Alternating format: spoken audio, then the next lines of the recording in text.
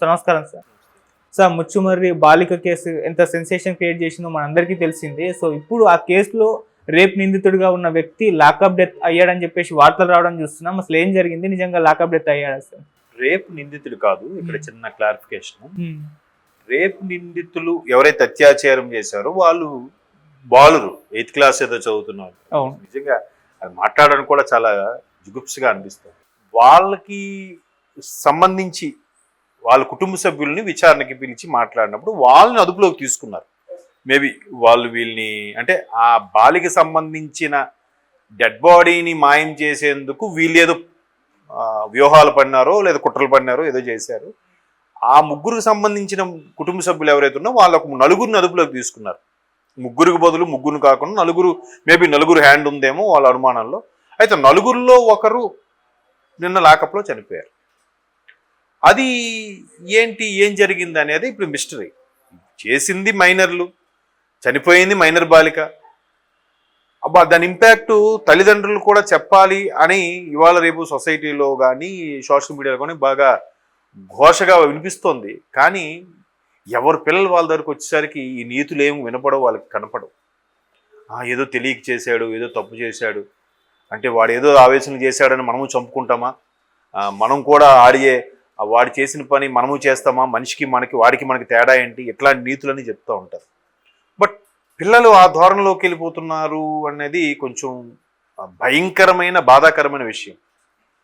But దీన్ని వాళ్ళు అదుపులోకి తీసుకున్నప్పుడు ఆ పెద్దలకు పిలిచి కౌన్సిలింగ్ ఇచ్చినప్పుడు లేదా వాళ్ళ తరపున వీళ్ళు ఒకళ్ళతో పుచ్చుకుని మాట్లాడినప్పుడు గట్రా మరి ఏం జరిగిందో వీళ్ళు ఏవి తేడాగా మాట్లాడో తెలియదు. కానీ వాళ్ళు నలుగురు ఎవరైతే ఆ బాడీని మాయించడానికి పిల్లల్ని ఎంకరేజ్ చేసేలాగా పేరెంట్స్ కానీ గార్డియన్స్ ఎవరైతే ఉన్నారో వాళ్ళు చేశారో అందులో నలుగురిని అదుపులోకి తీసుకుంటే ఒకరు లాకప్ డెత్ అయ్యారు. లాకప్లో చనిపోయారు కాబట్టి లాకప్ డెత్ అనగానే పోలీసులు కొట్టిన తీవ్ర దెబ్బలకి ఇట్లా అయిపోయారు అన్నట్టు చెప్తారు. బట్ మిగతా ముగ్గురు ఉన్నారుగా. ఇంకోటి కూడా ఏంటంటే లాకప్లో ఒకరిని ఉంచుతారు లేదా ముగ్గురిని అంతకన్నా ఎక్కువ ఉంచుతారు, కానీ ఇద్దరిని ఎప్పుడు ఒక లాకప్లో పెట్టారంట. ఎందుకంటే ఇద్దరిలో ఉన్నప్పుడు ఒకరు చనిపోతే రెండో వాడు విట్నెస్ కాదు, వాడే చంపేశాడేమో, ఏమో నాకు తెలియదు అంటాడు, నమ్మలేము. ఇలాంటి పరిస్థితులు ఉన్నాయని జైలు శాఖలో ఆ నిబంధన ఉందట. నాకు ఒక మిత్రుడు చెప్తే తెలిసింది. ఇద్దరిని ఎప్పుడు ఎట్టి పరిస్థితులు పెట్టరు, ముగ్గురు అంతకన్నా ఎక్కువ మంది లేదా ఒకరిని ఒక దాంట్లో పెట్టచ్చు. సో అట్లాగా ఈ నలుగురిని ఒక దగ్గరే ఉంచుండొచ్చు. ఒకవేళ పోలీసులు దెబ్బలు తట్టుకోలేక చనిపోతే గనుక మిగతా ముగ్గురు కూడా సివియర్గా ఉండాలి. ఒక్కడనే ఎందుకు కొడతారు? లేదు ఈ ఒక్కడే కీలక పాత్ర పోషించి ఒక్కడనే సెపరేట్ గురించి కొట్టారా? మిగతా ముగ్గురు అరెస్ట్ అయి ఉన్నారు కాబట్టి వాళ్ళు ఏం చెప్తున్నారు?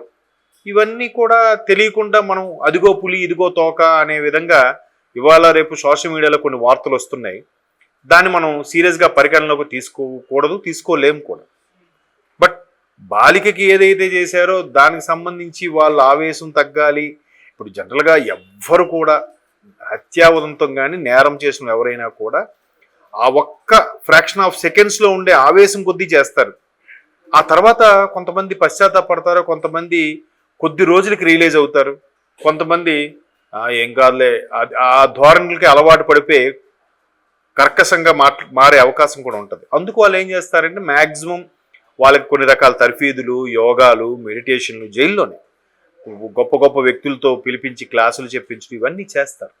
అలా చేయించేటప్పుడు అయినప్పటికీ వాడు మారపోతాడు కర్మ. బయటకు వచ్చాక ఇంకో నేరం చేస్తాడు, ఇంకో ఇది అవుతాడు. బట్ ఈ మైనర్ ఈ బాలురు చేసింది అసలు వీళ్ళకి ఆ ఏజ్లో థాట్ రావడం ఏంటండి?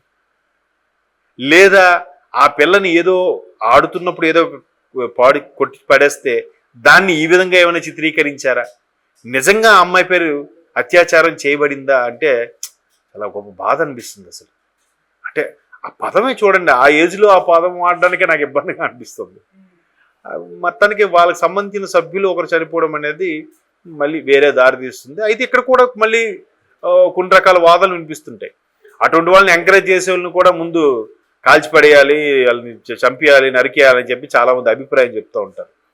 బట్ నిజంగా వాళ్ళే చేశారా, చేయలేదా? నిజంగా ఇప్పుడు శ్రీలక్ష్మినా ఆవిడెవరు, వరంగల్ శ్రీలక్ష్మి కదా, యాసిడ్ సంబంధించి ఘటన జరిగినప్పుడు ఇప్పుడు సోకాల్డ్ సీనియర్ సుపీరియర్ ఎవరైతే ఆఫీసర్ ఉన్నారో అప్పుడు ఆయన అక్కడ ఎస్పీగా ఏదో ఉండడం, ఆయన ఎన్కౌంటర్ చేశారు, అందరూ హర్షించారు. బట్ అది వాళ్ళే చేశారని గ్యారంటీ ఏంటి? పోనీ వాడిని ఎన్కౌంటర్ చేశారు, అమ్మాయి మీద ఇలాగా అత్యాచారం చేసి చంపేసినోడిని. మరి ఇదే విషయంలో బడా బడా నేతల పిల్లలు కూడా కొంతమందిని ఇట్లా చేసినప్పుడు వాళ్ళ మీద కూడా పోలీసులు ఎంతే ధైర్యంగా చర్యలు తీసుకున్నారా అంటే క్వశ్చన్ మార్కే. ఇప్పుడు గతంలో ప్రత్యూష అని ఒక హీరోయిన్ ఉండేది, కలుసుకోవాలని ఏదో సినిమాలో ఉదయకిరణ్ గారు పక్కన చేశారు. తర్వాత స్నేహం అంటే ఏదేరా సినిమాలో నాగార్జున చెల్లిగా కూడా ఏదో యాక్ట్ చేసినట్టు. మరి ఆ అమ్మాయి మటర్ కూడా ఈ రోజుకి క్లారిటీ లేదు. ఆమెను కూడా అత్యాచారం చేసి చంపేశారంటారు కొందరు. లేదు, ఆమెకు ఒక పెద్ద బడా నేత కొడుకుతో అఫేర్ ఉంది, అక్కడ ఏదో మాట పట్టించి వచ్చి ఏదో జరిగిందంటారు. రకరకాలు. ఇప్పుడు ఆమె సూసైడ్ చేసుకుంది అంటారు, ఏమో చెప్తారు. బట్ ఆమె మీద అత్యాచారం జరిపి ఆమెను చంపేశారన్నది అప్పట్లో మీడియాలో పెద్ద సెన్సేషన్. అందులో పెద్ద పెద్ద బడా నేతల పిల్లలు ఇన్వాల్వ్ అయ్యి ఉన్నారన్నది కూడా కొంత వాస్తవం. మరి వాళ్ళని ఎన్కౌంటర్ చేయగలిగారా? ఈ సోకాల్డ్ స్ట్రిక్ట్ అనుకునే ఆఫీసర్స్ ఎవరైతే ఉన్నారో, ప్రజల వీళ్ళు వాళ్ళ తల్లిదండ్రులు సంతోషిస్తారనో, లేదంటే అమ్మాయికి ఇలా జరిగింది కాబట్టి సొసైటీ హ్యాపీగా ఫీల్ అవుతుందనో, కోర్టులు చట్టాలు ఇవన్నీ పట్టించుకోకుండా ఎన్కౌంటర్ చేసే వాళ్ళకి మరి అక్కడ ఎందుకు చర్యలు తీసుకోలేకపోయారంటారు? చెప్పలేం కదా. ఇప్పుడు పోలీసులు కొన్ని లాకప్ డెత్లు అంశాల్లో కూడా కావాలనే పోలీసులు ఎట్లా చేశారు, ఆ పోలీసులు జులుం నశించాలి అని అంటారు. వాళ్ళకేం ప్రెజర్ ఉందో, వాళ్ళు ఎందుకు అలా చేయాల్సి వచ్చిందో అది మనం చెప్పలేం. ఒక వన్ సైడే చెప్తున్నాను కదా, ఇవాళ రేపు ఒక ఇన్సిడెంట్ జరిగింది అని అంటే ఒక దృక్కోణంలో ఇదే అయ్యుండొచ్చు అని నిర్ధారించలేం. లాకప్ డెత్ అంటే ఏంటి? లాకప్లో చనిపోవడం లాకప్ డెత్. దాన్ని ఇతను కొట్టడం వల్ల చనిపోయాడా, లేదా తీవ్రమైన మనస్తాపంతో ఆయనకి స్ట్రోక్ వచ్చి చనిపోయాడా, లేదా ఆయనకి ఇంకేమైనా డిసీజెస్ ఉన్నాయా, లేదా ఉన్న ఆ నలుగురు ఒకే సెల్లో కానీ ఉన్నట్టయితే వాళ్ళకి మాట పట్టింపు ఇచ్చి ఒకరికొకరు కొట్టుకోవడం చనిపోయారా, అది తెలియదు కదా. బట్ ఏదేమైనా ఇట్లాంటి అంశం మీద లాకప్ డెత్ జరగడం అనేది ఆ మైనర్ బాలికలకి సపోర్టుగా ఉండే వీళ్ళు నలుగురిని అదుపులోకి తీసుకున్నారంటే వీళ్ళు ఎంత ఇదిగా మాట్లాడుంటారు. లేదా వీళ్ళు ఆ అమ్మాయి తాలూకు బాడీని మాయం చేయడానికి ప్రయత్నించి